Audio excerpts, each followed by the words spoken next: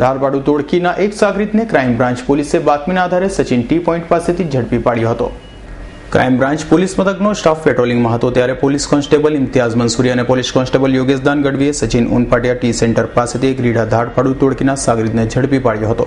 ઝડપાયેલો સાગરીત સાયલ ઉર્ફે અબેસિંહ ભુરિયાએ તેના અન્ય સાગરીતો જાલુ રાઠવા, તેનો ભાઈ વાલસોયા રાઠવા, ધારિયો રાઠવા અને નગીન રાઠવા, રેવજી ભૂપલો, મનીષ તથા વિપુલ સાથે મળી 7 માસ અગાઉ સચિન વિસ્તારમાં ત્રાટકી એક મકાનમાંથી ₹36,500ની મત્તાની લૂંટ કરી હતી અને તે અંગે સચિન પોલીસ મથકમાં ધાડનો ગુનો પણ નોંધાયો હતો। જ્યારે ટોળકીએ ઓલપાડના માસમાં ગામમાં રાત્રિના સમયે લૂંટ કરી હતી, જેની પણ ફરિયાદ નોંધાવા પામી છે।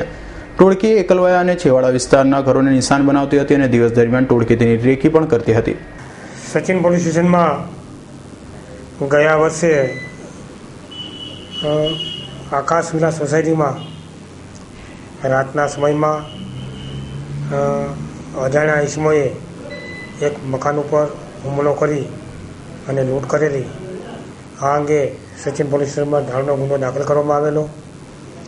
આ ગુનાની તપાસ ચાલુ હતી। એ દરમિયાન આ ધાડમાં સંડોવાયેલ એક માણસને ડીસીબીએ શોધી પકડીને આપેલ છે। આ આરોપીની હાલમાં પૂછપરછ ચાલુ છે। આ બનાવમાં એમપી બોર્ડરના ગામડાના લોકો આદિવાસી સંડોવાયેલા આદિવાસી ગેંગ સંડોવાયેલી છે, જેમાં હાલમાં આરોપીના અડધા નામ આરોપીને ખબર છે।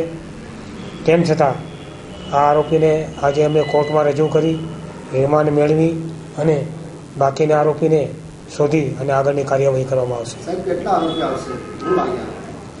ત્યાં અમે આરોપીને લઈને જઈશું।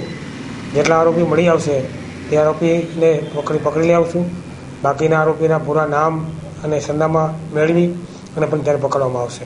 ત્યારે હાલ તો ઝડપાયેલા ધારવાડુએ લૂંટના ઈરાદે એક ટ્રક ચાલકની હત્યા પણ કરી હોવાની કબૂલાત કરી હતી, તેમજ સુરતમાં જ આ ટોળકીએ મોબાઈલની દુકાનમાં પણ ચોરી કરી હોવાની કબૂલાત કરી હતી।